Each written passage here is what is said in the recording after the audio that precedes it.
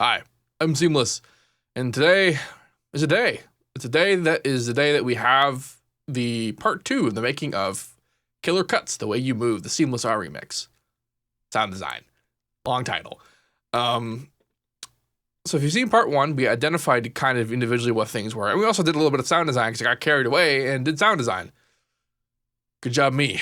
Today we're just going to go through everything chronologically and individually and determine precisely how they were made.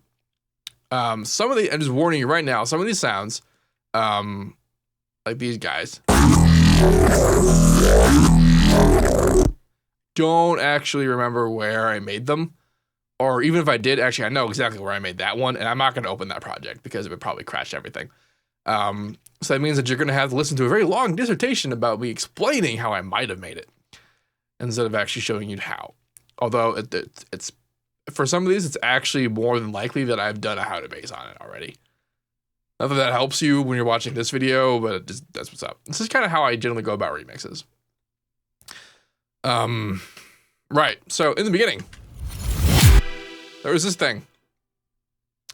It's just a glass impact, reversed and EQ'd. Not much to see there.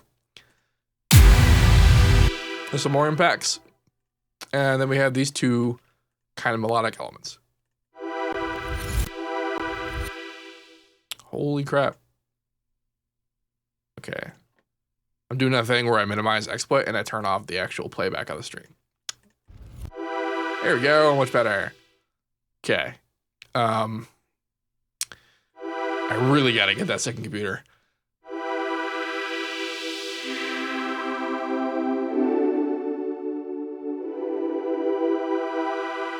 If you listen to the original version of this song, the 1994, The Way You Move, spelled with a U, it's ultra 90s. It's like the most 90s song ever. So I made these pads, this pad and this guy, to kind of be somewhat to what was going on, you know, in the beginning of the original track.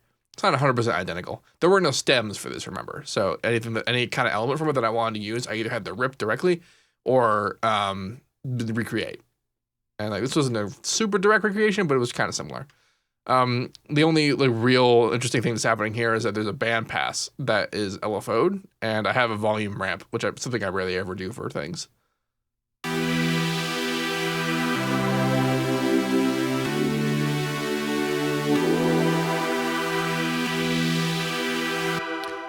Now, when you have LFOs inside plugins from FL, you have two options. You can either have a global or not global.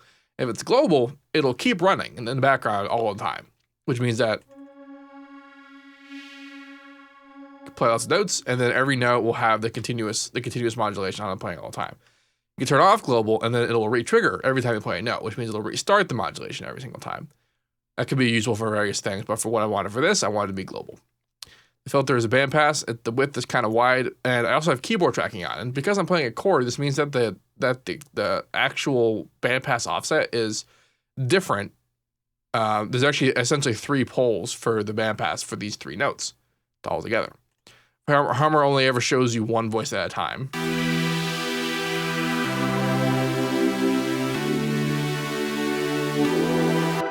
I believe I might have, yes, I turned off ramping inside the advanced tab. I usually do this if I want a little bit, just a slight more attack on certain things, which didn't make a whole lot of sense for this because I have the volume ramp, which means I'm doing it manually. So good job. Good job, me. Bunch of unison. Didn't change any of the unison settings. Harmonizer a little bit. Did I put the harmonizer after the filter? I did. So the harmonizer is harmonizing after the bandpass happens. You can kind of see it happening. You can see like some of the higher frequencies are a little more accentuated than they would have been. That's because what the harmonizer does when you use it is that it copies the lower harmonics and then it pastes them up in the higher harmonics, which gives it the illusion of playing a chord of some kind. So you can set particularly what chord by the shift and gap and step settings, which I've never been 100% clear precisely on what those things do, but you can randomize them and they're fun. And I just went 3 steps instead of 2, which would have been what it does by default, which is just an octave. So with the harmonizer being after the filter, what it's doing is that it's copying the harmonic activity that is created by the filter. If it was before the filter, it'd be copying the harmonic activity of the unfiltered sound, and then the filter would be filtering that, and it wouldn't be a huge difference. To like if there was no harmonizer engaged, but the harmonizer being engaged with the filter creates some kind of a very interesting sort of texture, which I like. This next guy.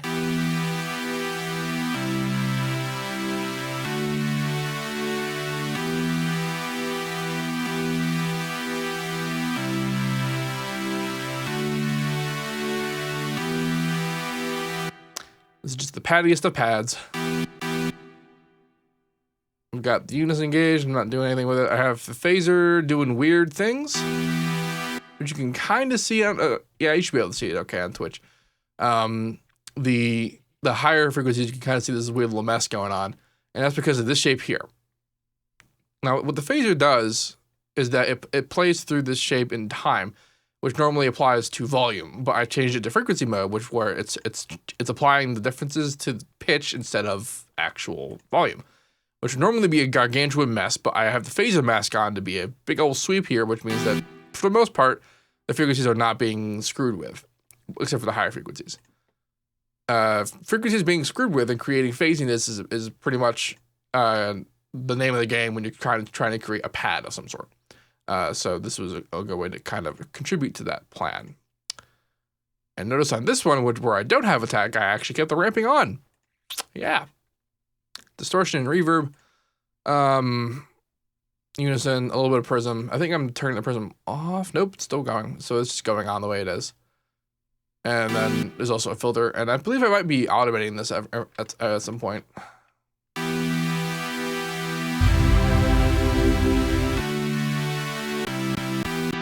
Yep. It must be this guy.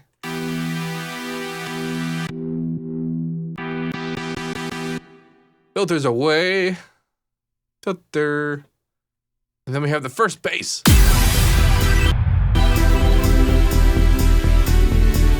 Somewhere.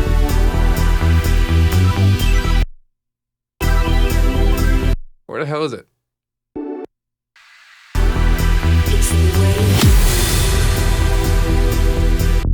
Way out here for some reason.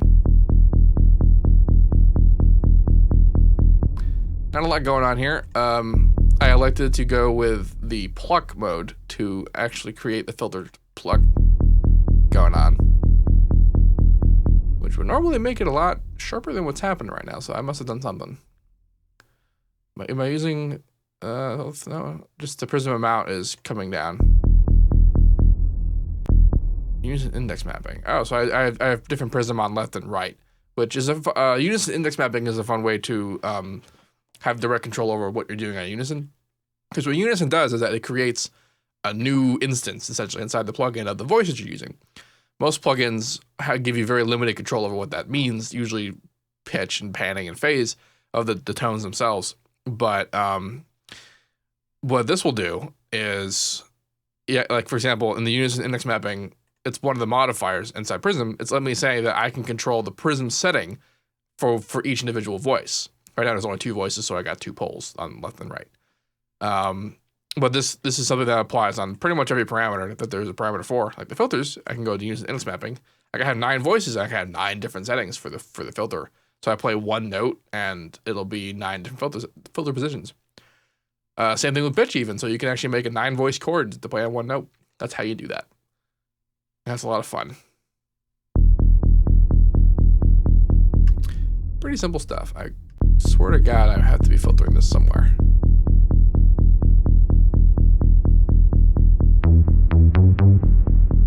Maybe I don't. I guess that sounds about right. Yeah, so that's really all there is going on that guy. And pretty much everything that happens all the way in here. This vocal sample that shows up.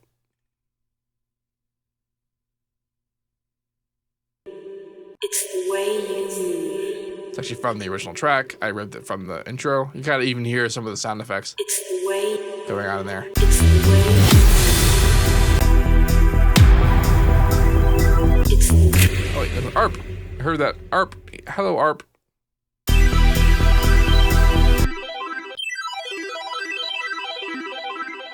I decided to make it as video gamey as possible, so it's square. It's obviously not as video gamey as possible, but it's pretty video gamey.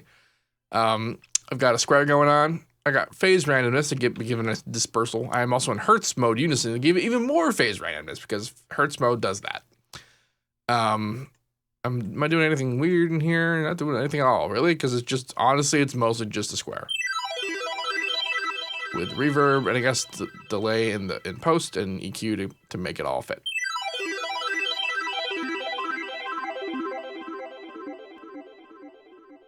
Generally, when I do ARPs, I will in channel settings go to function function and engage the ARP here. This is where I'll set all the ARP settings. You can actually do this in Harmor. I know there's a way to do it. I've never done it because I'm just used to doing it through plugins, through this kind of thing. Because what this actually does is it makes it a MIDI effect. And I'm pretty sure this actually works on even third-party plugins because it's not really changing what the plugin's doing, it's changing what MIDI information is going into the plugin. So for example, I'm playing a chord, but the MIDI function of this is saying that it's arpeggiating my sustained chord.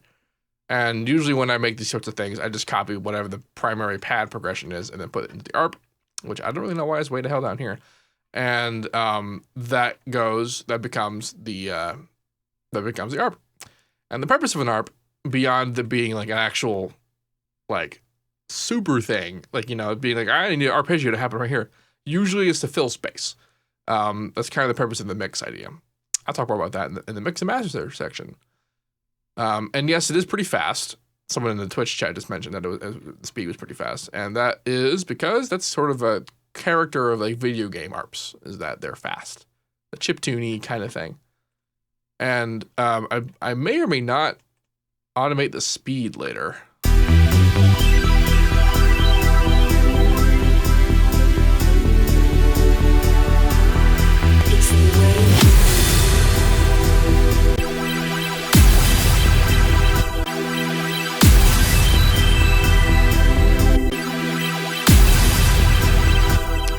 It'd be faster, but I have range 4 engaged.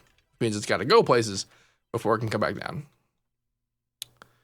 Moving on. So this is the first time that we hear my voice. Killer groove. Now, to get here, it was just a bunch of basic time stretching and pitching of the original sound. And also my original voice sounded kind of like that to begin with. I may actually still have the original sample in here, which I guess will be in here. Killer groove. Let your body rock. Let your body rock. Let your body rock. Okay, so this is the original recording, plus the first step of what I did to get to where I wanted to go. I did the monophonic time stretching, and I turned it down, not totally, probably only 6 cents, 600 cents. Let your body rock. And then I used the last half of this. And once I got it to be there, I recorded out again as with these guys, which one of them might have the, nope, I guess I'm supposed to put it inside an Edison to do it. Which, this is the blur, which will come up later. Essentially just pitched it down until I thought it sounded neat. But I didn't really remove it too far from what the original actually sounded like. And that's the overall key to vocal sound design. Unless you're going really, really far with it. Unless you're doing some kind of trappy, like ultra low sort of thing. Then you just turn, you're doing lots of incredible stuff. But if you want to have like really unique, impactful sound design on voice, your voice has to kind of already sound like where you're going.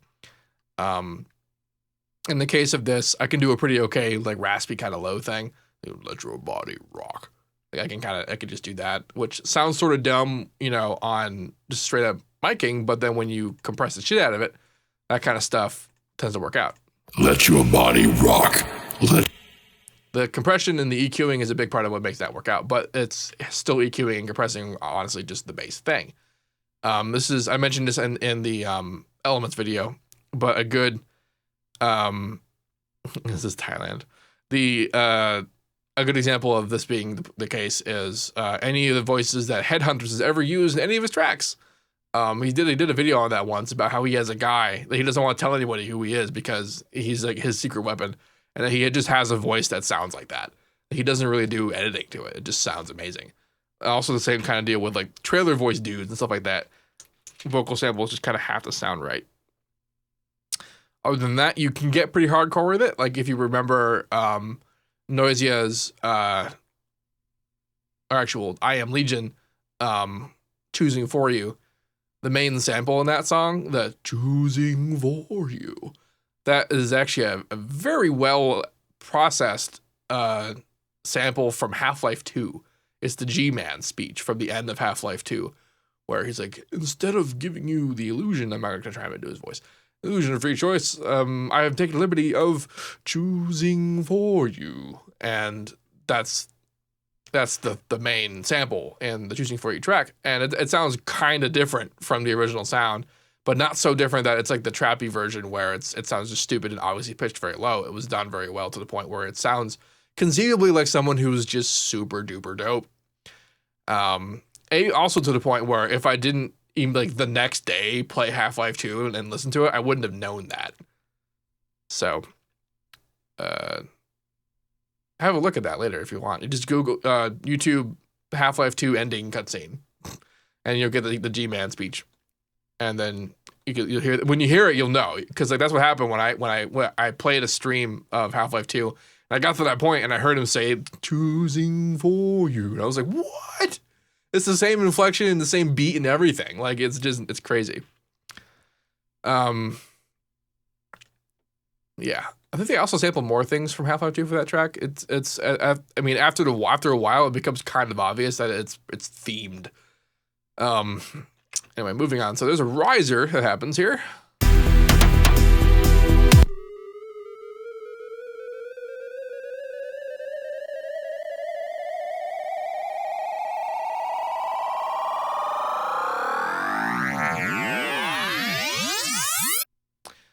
This is a really basic FM riser. Now, what happens here is that I'm using FM as kind of like a low frequency oscillator in the beginning, and you can see this weird shape that I'm making. Now, if you remember what I've taught you about FM, if you have never seen me before, I guess that's kind of easy to say. Okay, so from the beginning, FM stands for frequency modulation synthesis. That's what FM stands for, FM synthesis. It's frequency modulation, meaning that we have a whole bunch of operators, which are, you can call them, they contain oscillators. Operators are more than just the oscillator, but they have oscillators. And the idea is that you have an oscillator, and then you're modulating the pitch by another oscillator as if that oscillator was an LFO or some kind of control source, except that it goes really, really, really fast, and that you can do some interesting tones with it. Now, I've turned the modulating oscillator, operator 2 in this case, to be really, really low pitched, and I made this weird shape.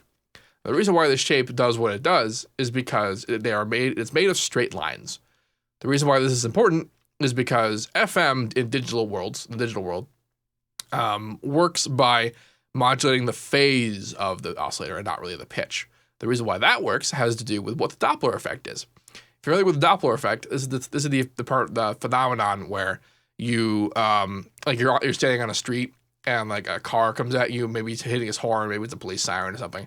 And it sounds like it's getting higher in pitch as it gets closer to you and lower in pitch as it gets farther away from you. This is because the sound source is moving towards you and then moving away from you, compressing the wavelength of the actual sound waves as they approach near you. This is basically what happens when you modulate the pitch or the phase of something while it's playing. You're changing the start position and you're pushing it against the output waveform, which is ostensibly changing. It's actually literally changing the shape and size of the wavelength, which is pitch.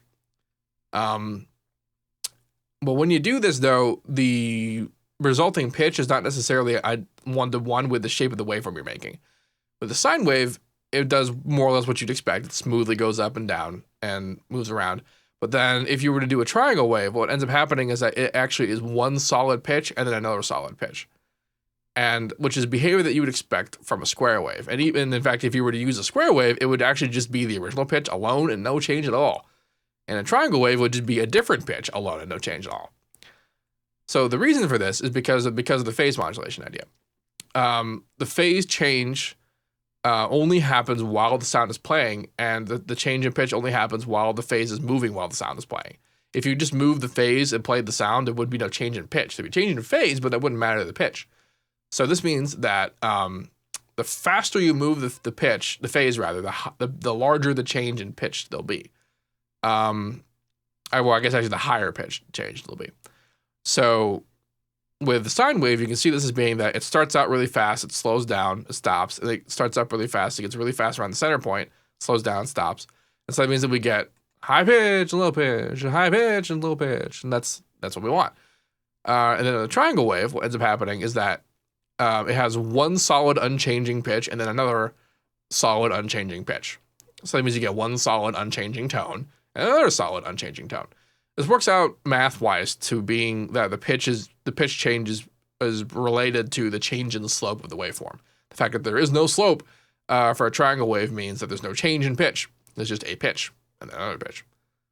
Same deal with the square wave, which is saying that not only is there no slope, there's also no angle, which means that the pitch it's changing to is just the original pitch. So, with all that in mind, this is why I decided to make this weird ass shape, because this means we get one pitch, another pitch, another pitch, another pitch, maybe the original, this other pitch that was over here, some other pitch, and then another pitch. The benefit of this is that when you play really low notes, it kind of sounds like it's playing a whole bunch of notes.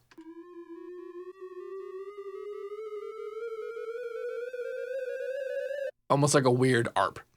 That's kind of why I did what I did there. It wasn't I really hope, okay. I've made tutorials on FM synthesis. I made a lot of them. So if you're familiar with me at all, that was probably giant and unnecessary. But if you're new to this, I hope that was helpful. And if it wasn't helpful, go find one of those tutorials I mentioned where I actually spend time demonstrating all these things I just mentioned. Let's go find the EQ for this because it'll show you what I'm talking about. Yeah. Anyway, because FM is controlled, I mean, the pitch of all the oscillators are controlled by ratio. This means that as the overall pitch of the note, like the actual note data gets higher, everything moves with it in proportion, which means that the speed at which this is being applied to the sound increases with the pitch. But I'm also increasing the pitch of this directly as well. The mod X modulation that I'm doing is the speed increase of this oscillator here. Now in Citrus, the pitch parameter and all the modifiers are set up to equal 1 octave high and 1 octave low. And then it's split up into its 12 semitones. That's its default position when you see this knob where it is. This is the pitch envelope knob. And what this does is controls the distance between any of the pitch modifiers. By default, it's out on 1 octave. You can make it less than an octave. You can make it more than an octave. You can make it all the way up to 4 octaves, where it's 4 octaves up and 4 octaves down, which is an incredibly large pitch range. It's 8 octaves of change you have right there. So that's what this mod X is 8 octaves of change. That's also why the modulation X shape that I've chosen here takes a long time for it to kind of get into action.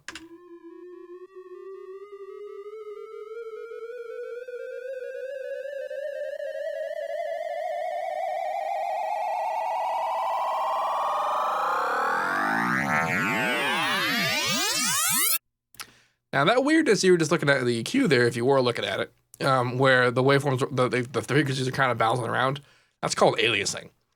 I was using that on purpose.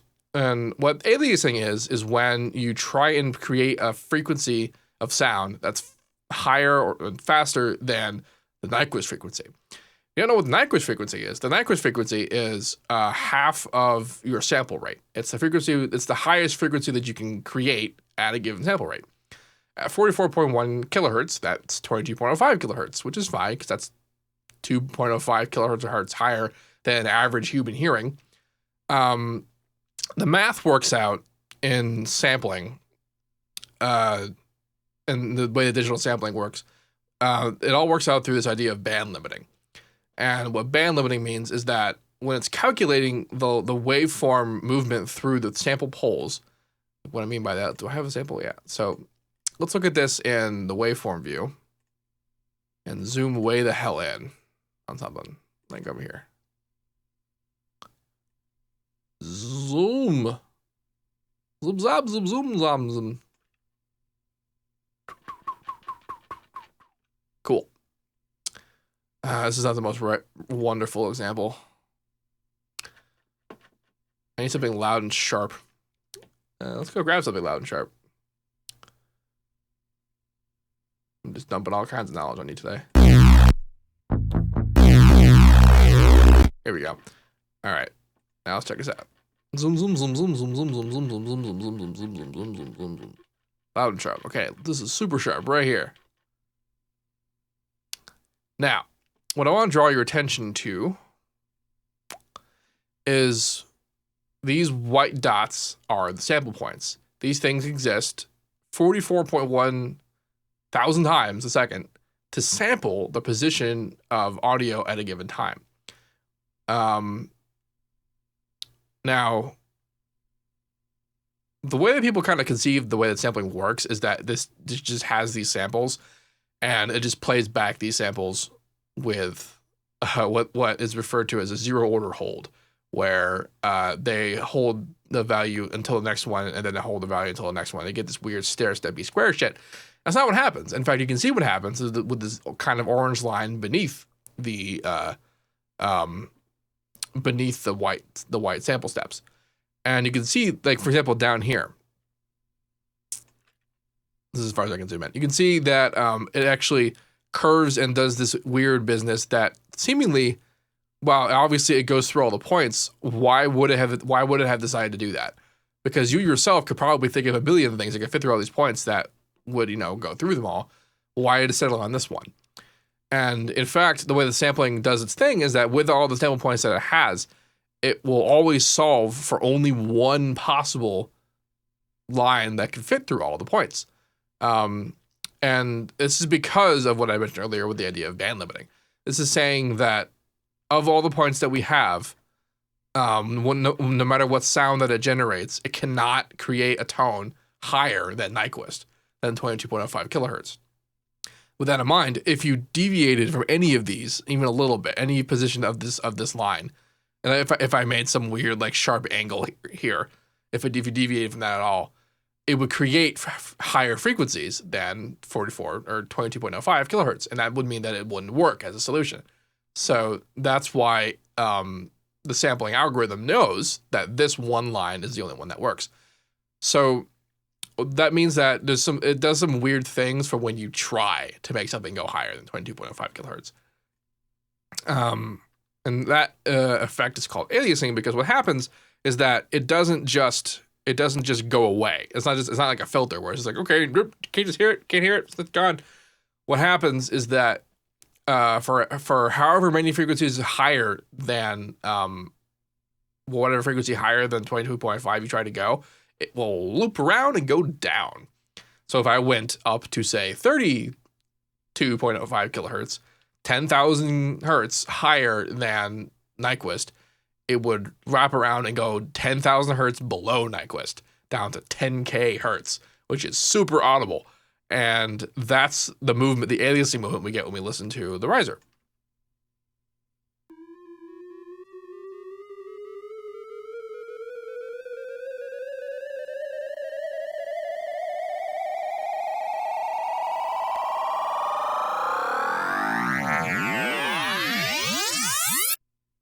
Part of the sound. The other part is just that we're doing FM and then FM is making it move up and down, and it'll do that too. But part of that, like that kind of radio-y sound, is a little bit responsible for aliasing as well. And I'm using that on purpose to my advantage. And if you don't want to do that, you can engage oversampling. Citrus by default has two modes. It has render and draft. What is it going to do in render and draft?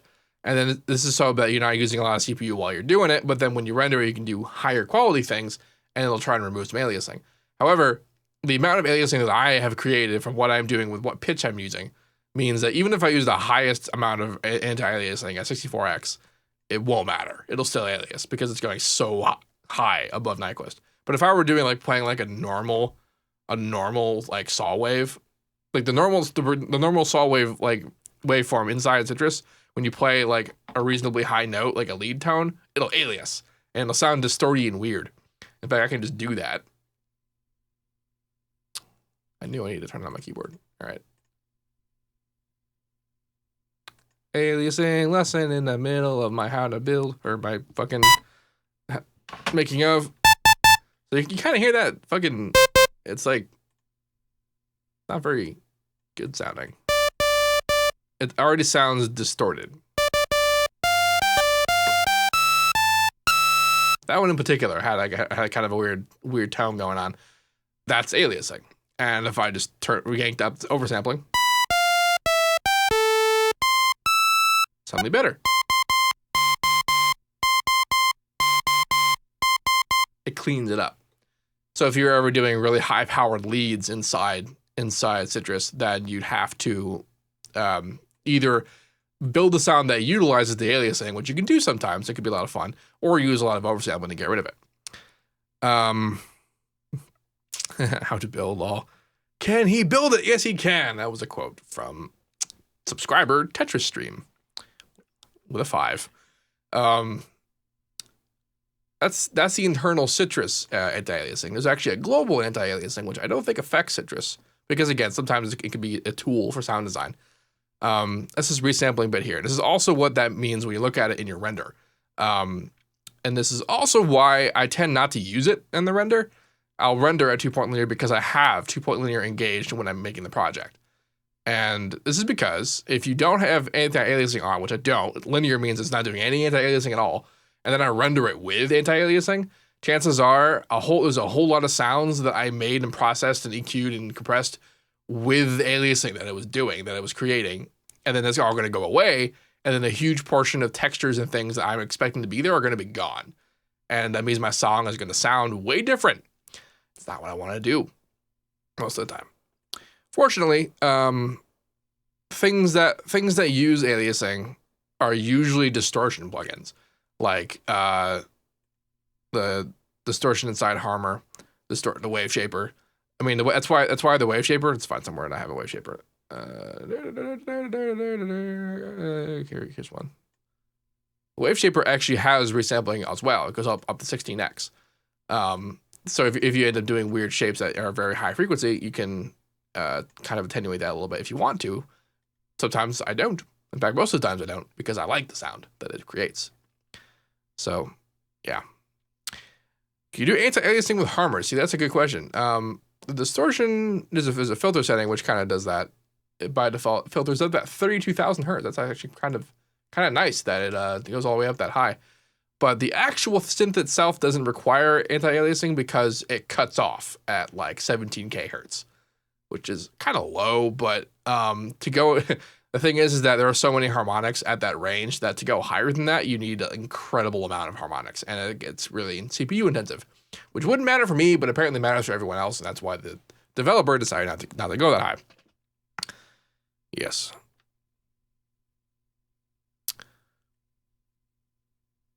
How do you get your channel window to clip to the bottom of your screen like that? I don't know what he's talking about. Oh, you mean this? It just does that. I don't know why. As far as I know, the sequencer is the only window. This is called, by the way, the sequencer that cannot be made detached and just moved onto another monitor, which can be annoying sometimes. It just does that. Okay, now that I've explained the basics of digital sampling and digital frequency modulation, we can move on. This is the first time we also hear this bass.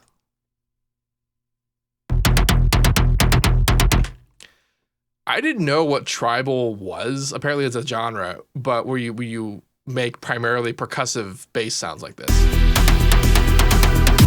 Now you can actually see that when I wrote it, I actually wrote like a pretty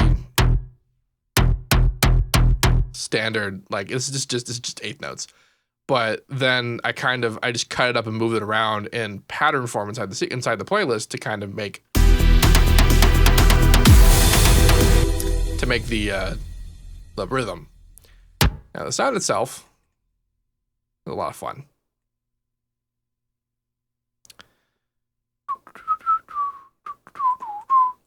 Using Harmor, I have the pluck mode engaged, got ramping kind of on. And the thing that's actually contributing most to the snappiness is this pitch mod I have happening right now.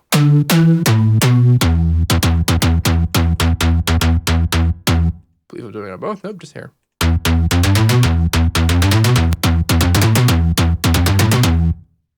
The pluck knob does a good job of creating pluck, but it's kind of an artificial thing. It's creating a sweep by filtering things really fast, and you can do that with a filter just fine. But what the pitch mod does is that it kind of mimics what kick drums do, and that is in fact why kick drums sound snappy. Not so much the high frequency activity that you tend to over EQ when you want your kick to sound snappier, but the pitch fall that generates the thump. That's where that's from. The rest of this is pretty straightforward. I have some unison. I messed with the EQ to kind of pump up some of the higher frequencies so that when I distorted it, the lower frequency didn't screw with it too much. I have the phaser mask on because I guess I'm doing the frequency mode thing, but I also have the phaser mix off, so I end up not doing that. Phaser shape was this guy for some reason. This project, when I was making this, is the first time I discovered that you can do kind of additive FM by doing this shape inside the phaser. We're gonna get to that when I do that pretty heavily on another sound. See again with this, I tried doing phaser things. I have the prism on, and the prism automates off. This is kind of like the pitch mod, only instead of it being in one direction, it's in many directions. You kind of see this one goes up, this one goes down, they go up, they go down. This is because of the shape of the prism itself, which is the default prism shape.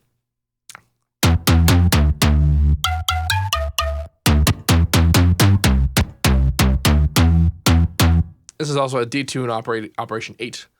Detune ratio 8, operation 8. And that's why it's sort of higher frequency. It's not tuning 8. I'm not saying that it's at the 8th ratio of pitch, which would make it 1, 2, 3 octaves higher. It's at the detune ratio 8, which means it's spreading the harmonics around from the fundamentals. So it's still technically the same note, but it uses a different harmonic profile. Also got harmonic randomness on. That's what harmonic randomness sounds like when it's off.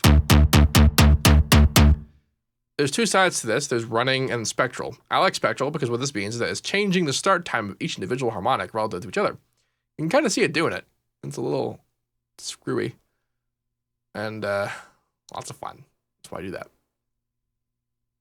I'm using the rubber distortion, which is a weird distortion to use. The mix is all the way up, which is a combination of wet and dry, phased differently. I have asymmetry engaged, and the wet is brought down a bit because it's kind of loud. And then a really short reverb to give it kind of like a sort of a space sound.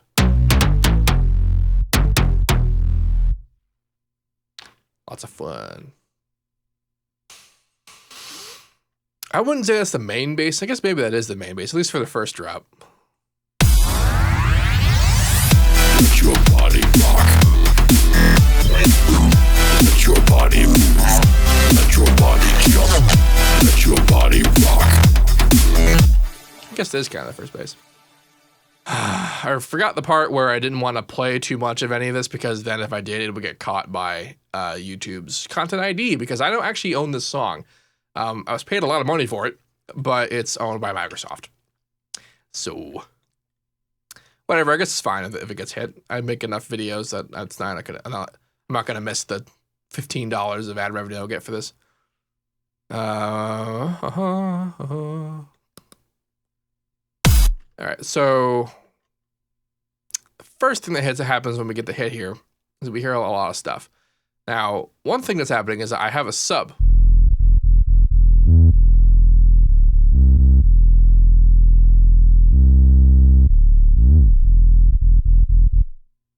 The things got funny like right here because I don't even think it's the right note. It's not, but as long as it kind of moved around with it, it sounded like it was related. The first actual sound we hear is this, which is the ever familiar chord combo that I like to do for electro tracks. I mentioned this in the previous making of about how when I was making this track, I was told to make it as seamless as possible. Seamless, as in like me, I'm making the seamlessly track as possible, which meant I was going to pull out every stop and just do all the things that I've already done. Just kind of like introduce people who don't know who I am to things that I do.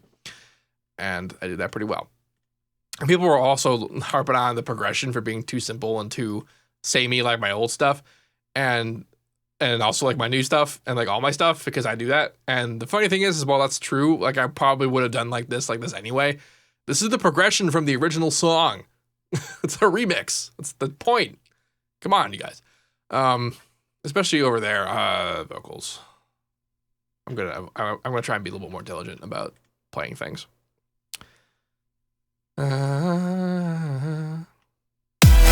Yeah, so these actually aren't the sometime chords. They were designed similar to the sometime chords.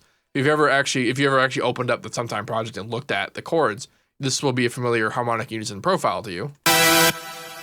This actually has more in common with the truck puncher chords, which shouldn't mean anything to you yet because that AP is not out yet. It will one day.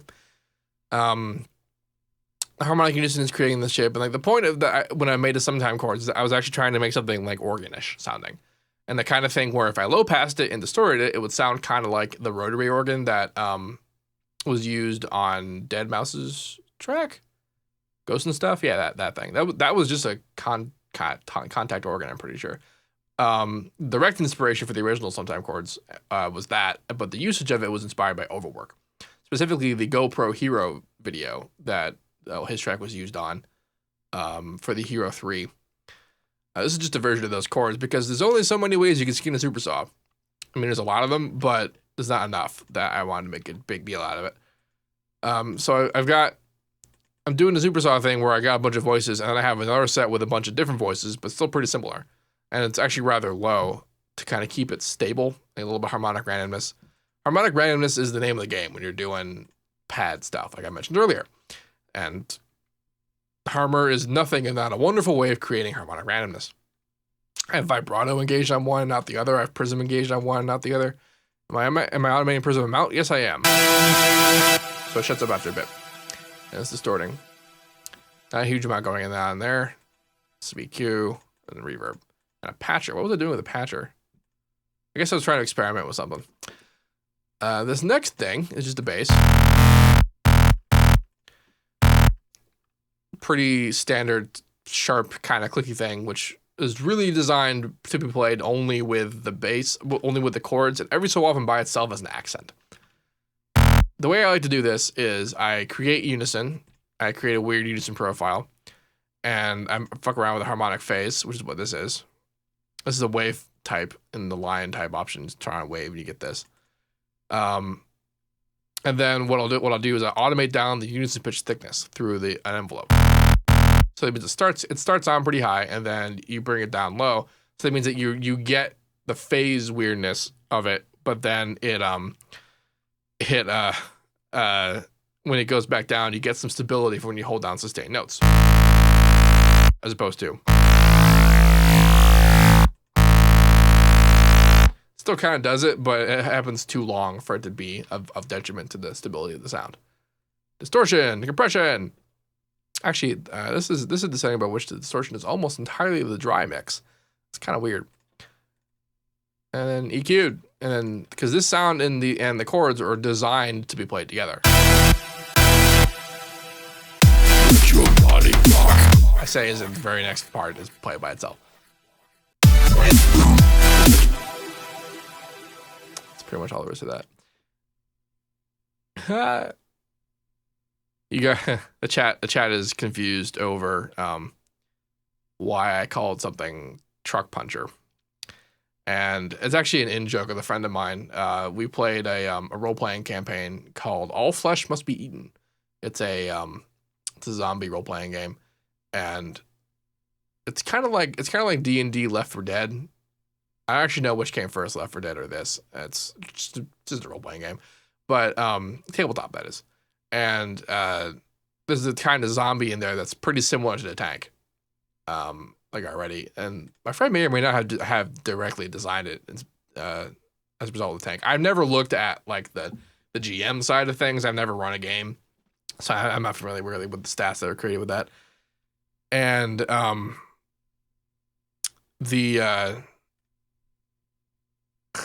this particular zombie, like this was probably the beginning of the campaign, and the first inkling that something is wrong with something, because like I'm playing this big ass biker, like I'm pretty much me, but with biker, And only this guy was intense. Like he does some like we were new to the system, and I ended up doing some like completely impossible things with this guy because his stats are ridiculous. But what the first thing that was an indicator that something was wrong with anything, I mean, there's something going on, was a truck was turned over, and in like the side of the door and inside and then in like the drive shaft, like the innards of it, was just a huge fist imprint in it. Like someone just ran up next to it and punched it, and that's why it's on its side. And so like we saw that, we go, oh god, what the hell happened? And then like pretty much every time I ever encountered this thing or the zombies, there'd be trucks with fists in, like holes in it. So by the time we finally saw the thing, it was dubbed the truck puncher because I had to refer to it as something. That's pretty much all that I knew it did was punch trucks. So like instead of calling it a tank, we call it a truck puncher. And so I decided to name that song that. Story time. Let your body rock. All right, so this is my voice again. It's the same sample from earlier. Let your body rock. This sound actually definitely is a how to bass, and this is why I have this on. This is actually in the the patch for this thing. I believe it's in here. Yeah, this is the Wave Canyon. So this is me experimenting with two things. This is actually something one of my students came up with. The first part of this, which is to split two sections of effects by symmetry. So the top portion, like the positive polarity portion of the waveform and the negative polarity portion of the waveform will have different things applied to them. And then at the very end, they'll be cut off again by positive and negative polarity and then added back together. And one of the things I decided to do was also to experiment with this ridiculous waveform shape here in the wave shaper. This is one of those things that would cause aliasing, by the way. And this, like you can kind of very clearly see the result of this shape in the shape inside of Wave Canyon. I was using Wave Canyon to kind of visually keep track of what was happening. And it didn't quite do what you'd expect it would do, but it did do interesting things. As far as like frequency splitting goes, it's just a different kind of splitting. And you can make interesting kind of results. One of the more interesting kinds of results is that I need a lower note.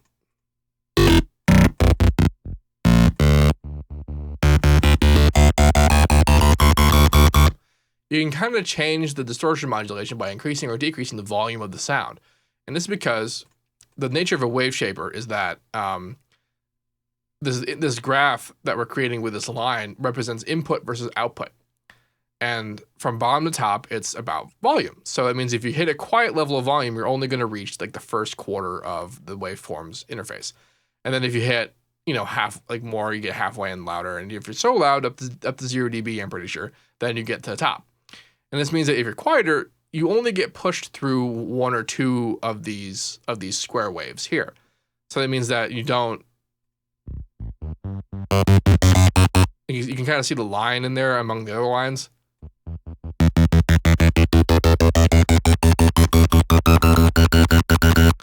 And this has a pretty direct impact on what the sound sounds like and looks like inside the wave shaper.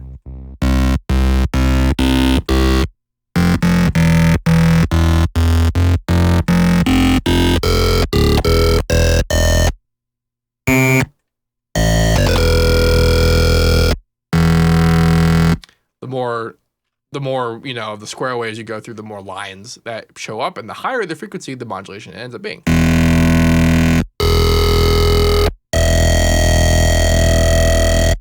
You saw how like half the waveform was moving, but the other half wasn't. That has to do with the split that was happening, where I've got a flanger on one side and the chorus on the other, and the flanger is creating the motion while the chorus is rather static. No delay. Pitches all the way up, but it's not really moving much. Maybe it's this one that had no movement. One of these guys doesn't have movement, and that one does. So that's let's stop with this. Is my student Virtual Riot? No. Virtual Riot is not a student of mine. He is perfectly competent individual on his own. That guy's name was Cameron. Who came up with that? He's a pretty smart dude. He actually makes a lot of really dope stuff. He's finishing up an EP pretty soon, and when that happens, I'll probably post it around like I did one of the other guys earlier. But he came up with the asymmetrical split concept. It's pretty neat. This guy shows up every once in a while. I decided I want to integrate that kind of later. You see that's why it's down here and not in there. Here's the first time we start to use these samples. Now, as complex as that sounds, this is actually pretty straightforward. This is what this sounds like without the effects I used.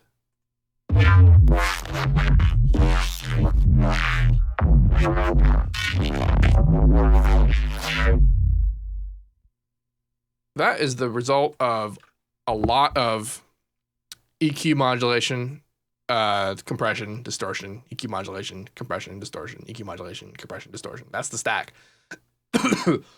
I've made so many tutorials on that, so I don't really feel bad about not being able to find the project and how this works.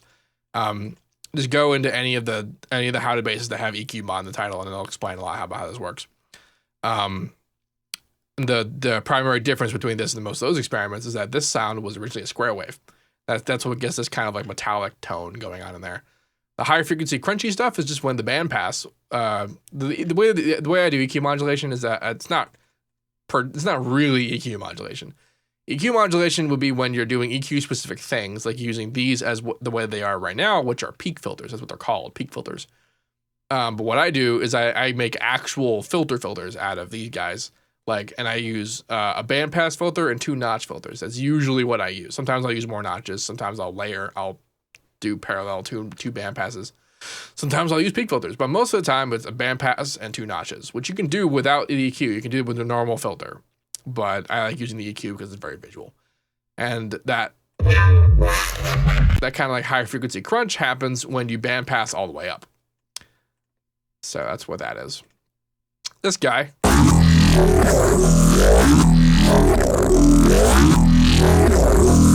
I actually know exactly where that is, but I'm not going to open the project because it would crash everything. That is the vocoder growl I created for the track from scratch, some kind of dubstep edition. That I did that during the second drop that got kind of crazy. One of the things I noted then, and one thing I noted now, is that when you reverse it, here's what the original direction was. That sounds pretty regular, right? But when you reverse it, it suddenly gets squelchier. And this has to do with the nature of saw waves. And you actually see this when you look at any automation that you do ever, where you do sharp automation. If I were to automate something like this, it would go tick, tick, tick, tick, tick, tick, tick, tick, tick, like that. But if I automate something like this, it would go whoop, whoop, whoop, whoop, whoop, whoop, whoop, whoop, whoop, whoop, whoop, whoop, whoop, whoop, whoop, whoop. So that's basically what happened when I reversed that really sharp vocoder sound, is that it went from being really sharp to being really whippy. And that created the kind of the squelch concept.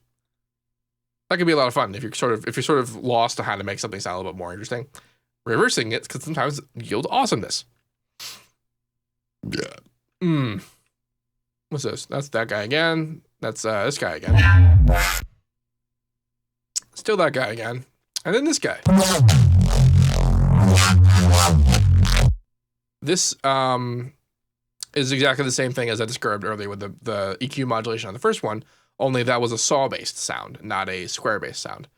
The saw-based versus square-based, it's not necessarily to say that I started with a saw or with a square, but it's that I started with a sound that had a harmonic distribution similar to a saw and a harmonic distribution similar to a square, which, let's look at harmonic to kind of talk about what I'm talking about. This is the harmonic distribution that is representative of a saw wave. This is the harmonic distribution representative of a square wave. But you can have this harmonic distribution and not have the square wave waveform that we expect, especially if you dig around with like the phase of what you're doing. Wave. Look at that waveform. Look at this. That does not look like a square wave. That does not look like a saw wave. But they still are. It just means that they have a particular different kind of profile. So, and how this works out and how that works out, still pretty much the same idea. there are a lot of sounds you can do with a lot of different waveforms that end up being either classed as a saw wave type for me or a square wave type. And it has everything to do with this particular harmonic distribution when you look at like something in an EQ or something. And things that have a square type waveform will generate sounds like this if processed, and sounds with a square type will sound like this. That's really all there is to that.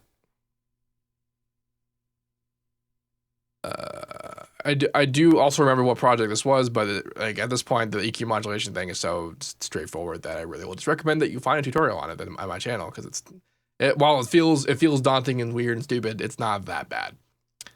I'm also pretty sure Space Laces used that in a song, and I don't remember putting this out in a sample pack. I might have, but I guess he might have heard it in a video and sampled it or something. Or he might have just made it himself because, again, this was not a very complicated process. I have to imagine he knows what he's doing. Let your body rock. That's the chord bass from the beginning. Body Pretty much all of these are the chord bass from the beginning. Let your body rock. Let your body move to the killer groove. I've got the ARP from the beginning. That's the sound again. Now the way that I arranged these is that it's not like I have like a full version of this somewhere and like I just know I listen to it. I just like that one, and I go and I take it. Well, essentially what happens is that I make the point. I know how long I want the sound to be in there for. Usually as long as in between particular sections. And then I just take the slip edit tool, and like I say, I want one to be here, right? I don't want it to be this particular one because I've already used that sound. So I kind of scan around and listen until I find a part that works, that I like. It's very rare that I repeat sounds, like I did over here. It just worked out that way. And a lot of this worked out way more than I thought it would. Like this, like the jump, like inflection kind of matched to this particular bass modulation, which was 100% on accident. Like a lot of that cool shit that happens is super duper random and not something I planned. I am able to recognize it when it happens to the point where I'm just like, yes. Did the chat die? I might have to restart the chat. I'll just refresh the page. Doesn't matter. Wow. Twitch is doing maintenance. I think I knew that. Okay, well, it doesn't matter if you guys on YouTube. Sorry, Twitch guys. Moving on. I think it's actually every single bass that's happening inside this part here. Oh, there's this guy. You can kind of hear that it's related to that first one I was just playing earlier, the saw-based EQ modulation. And in fact, it is the same sample. I've just time stretched it with monophonic all the way up. And so it makes this weird... does weird stuff. And so... you can barely hear it happening because it's being sidechained a lot, but I use that later. There's a lot of sidechaining going on, and I'll talk a whole lot about that during the mixing and mastering portion of this. I just did a little volume automation on this guy right there just to kind of lead in, because I did like how it sounded when it came in straight. There's the first female vocal. I'm really not going to play any of these vocals because that's like the easiest way for Content ID to lock into stuff. I'll talk about the vocals when we do the mixing and mastering. I can't avoid that.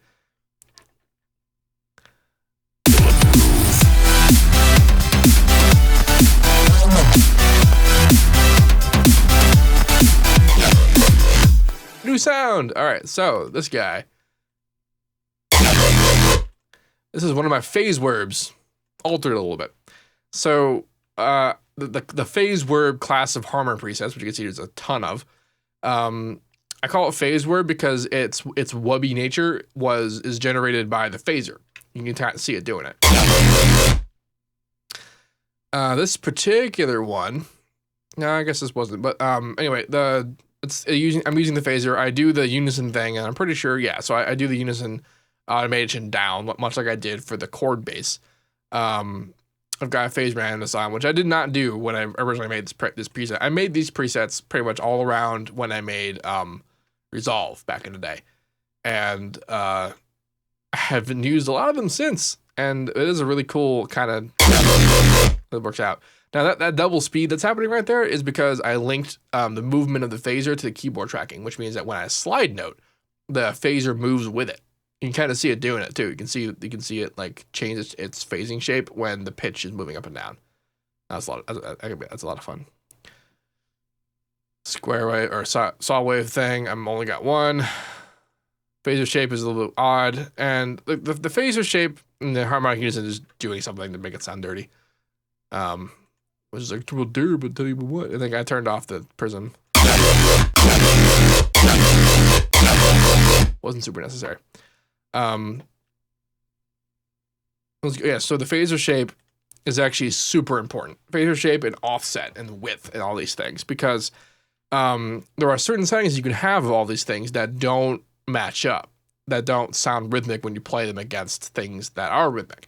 And to get it to set up properly, you have to have a lead in right. You have to have this, like, I mean, the speed locks in to rhythmic speeds. It locks the tempo. It like snaps the tempo when you're using it. So like that's not hard, but like if the angle of the width is wrong, if the type of phase is wrong, and like the offset, like where it begins and like how the shape makes it move is wrong, it still won't sound rhythmic. So you have to kind of move around all these things to make it so that it does eventually kind of fit.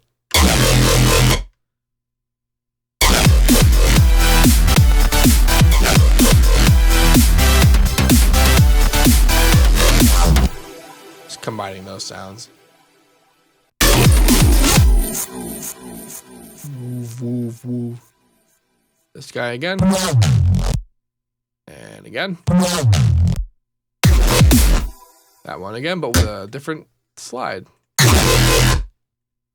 So like how fast the modulation is on the slide is essentially determined by what octave you use. So that one was a lot faster because I went from a higher place. It'll be about twice as fast if you're going down from an octave in the same time frame as the actual modulation itself. Because the modulation is eighth notes, so I slid down an eighth note, an octave, that made the movement twice as fast. I slid down an eighth note at 2 octaves, that made it even faster. If I slid down 1 octave at a 16th note, it would have been fast, but it would be so short that it'd be kind of hard to tell. This is still this guy. Like, this is how this arrangement works out pretty well. Even though this is all happening right next to each other, if I take the slip note and just fucking around until I find a part that I like, I can get really like unique modulation sort of arrangement.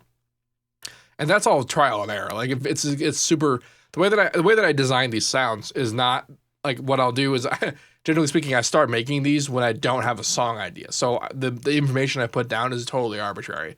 Like with the slide notes and the basses and the progression and that kind of thing, it's all just fodder essentially to have the sound doing something so I can work on the sound. And then once I've got that, I generally either keep that or I'll do something that is actually designed to go with something. But I'll make a big ass phrase. That's what this whole recording is. This whole recording is this whole thing here. But I never use entire phrases of things just as they are. I'm always just cutting around, choosing and finding individual bits, and I'm always doing things that I'm not 100% sure what they're gonna do, and that's because I either don't know what I want to do or I don't know what I can do. And if I don't know what I can do, I'm just gonna do a whole bunch of things to find out what I can do, and then eventually I'll do things that I learn. I'll learn that I like certain kinds of modulation. I learn that I like certain kinds of pitch movement with slide notes. I learned that certain kinds of filtering and stuff like that sound pretty great.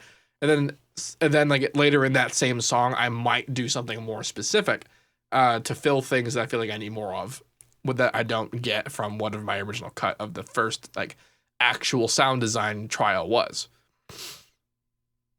I also cut out a whole bunch of stuff to really accent this part here. That's that sound again. Now, when I was making the second drop, my initial plan, like I mentioned in the previous video, was that I wanted to kind of do something different. And so then I actually made a new sound that was going to be similar to the tribal sound from earlier.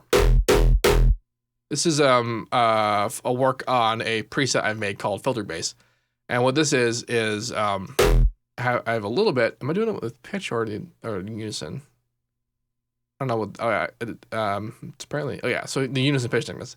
Unison, remember, if you have it set up to do so, it will change. It changes pitch. So if you automate it really hard like this, you're automating the pitch of one voice in this way. Here's the filter shape. So this is actually the filter. You can make custom filter shapes inside Harmor, which is kind of fun. Although I'm not doing anything with it. It's just staying there. This is essentially just an EQ because I'm not automating it. The pluck is engaged, which is the primary source of snappiness. Don't worry about the harmonic protection; it's not really important. Here, so this is interesting.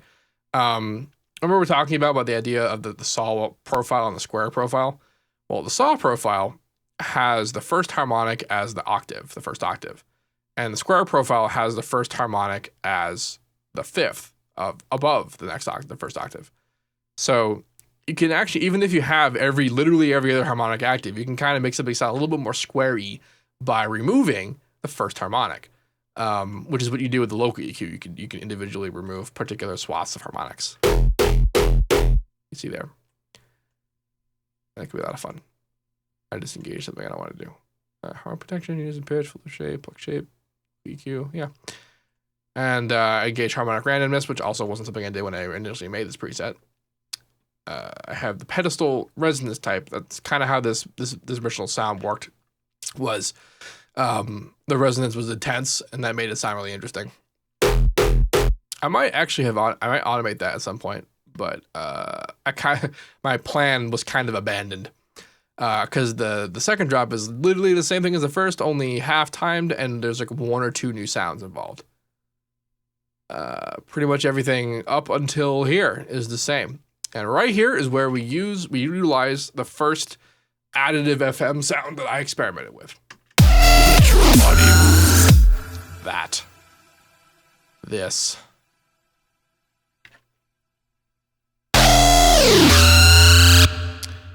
Refresh Twitch again, see if that works. It does, yay. Welcome back, Twitch. Oh, it's fast maintenance. So, we mentioned earlier this idea of the frequency mode of the phaser inside Harmor. What this does is the phaser normally applies itself as a filter to volume on a harmonic at a particular point in time. The frequency mode makes it apply instead of volume to pitch. And I've created this extremely fast pluck shape here. If I zoom in, you can see what this is doing. And what's happening is that it's, according to the speed that we set up here, it's forcing the pitch to move through this waveform in this frame of time. Now, the only bummer about doing this with the Harmor is that there's not really a way to sync it to pitch. There's kind of ways you can do it, but it's kind of super hard. And for this kind of sound, it wasn't really a big deal. Now, FM depth is essentially controlled by the phaser mix amount, which I have linked to just the note start. Just because. And then I don't do anything with the phaser mask in this, do I? No, I don't. Prism amount comes in, turns on, turns off really fast. This is a way to kind of have sort of a snappiness. Although with the kind of FM stuff I'm doing, it doesn't particularly matter. Unison pitch, same deal. I wanted it to be static except for when the FM was doing its thing. There is a static sound on the B part here, just to reinforce the sound.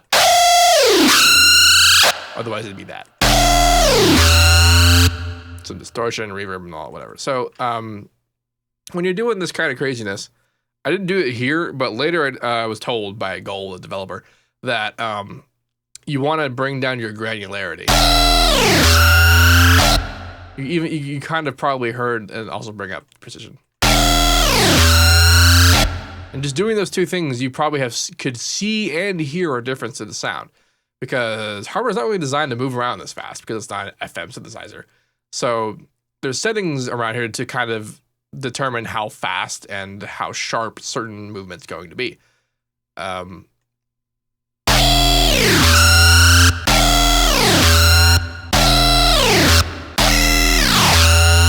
can kind of hear how they all sort of sound different. Not necessarily bad, just different. So like if you want to dig around with that kind of thing, these are the parameters that you want to mess with, which I honestly haven't before. I mean, I messed around with the quality setting, but I never messed around with like this stuff. I wasn't totally sure what they did. So that sound is the sound that I used. And I believe every single sound afterward is... Actually, some of these look different.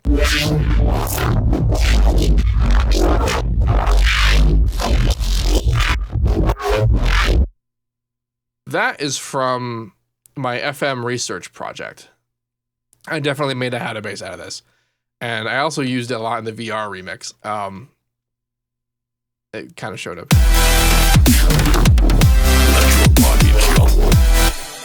It showed up pretty much there.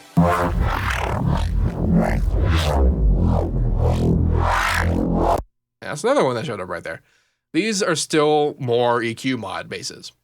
The beauty of these bases is that the more stacks you use, because that's how I do them, is I open up a patcher, I do EQ mod. I guess for you guys, I got it this way: EQ mod, compression and distortion, EQ mod, compression and distortion, all and so on. As you do this a whole bunch of times, this means that the changes you make early on in the chain have a humongous impact on what the end output sounds like, even if what you're doing doesn't change. So this means that there's an amazing amount of like sound variance that you can get while still using the same process. This is why all these sounds sound kind of hugely different. There's also lots of reverb and stuff and chorus and crap I'm playing in post, but not a lot to change the overall original quality of the sound. In the second chorus, the only thing that changes is that over the parts that had the phase verb, I'm now also layering in the FM bit. That's pretty much it. That's it. We've covered all the sound design that happens in this song. My God, there were a lot. So the next video will be about the mixing and mastering, where I'll also discuss about how I created the drums, although this is not super complex. If you've seen any of the making ofs of any of my older electro tracks, then the process will be almost identical. But if you haven't, then it might be news to you, so it'll be kind of fun. I don't know when I'm going to be doing that video, but sometime soon. I meant to do this earlier, but I got a new bass guitar, and I had to mess around with that because new bass guitar. If anyone has any questions about any of this, I implore you to let me know. And as usual, have a nice day.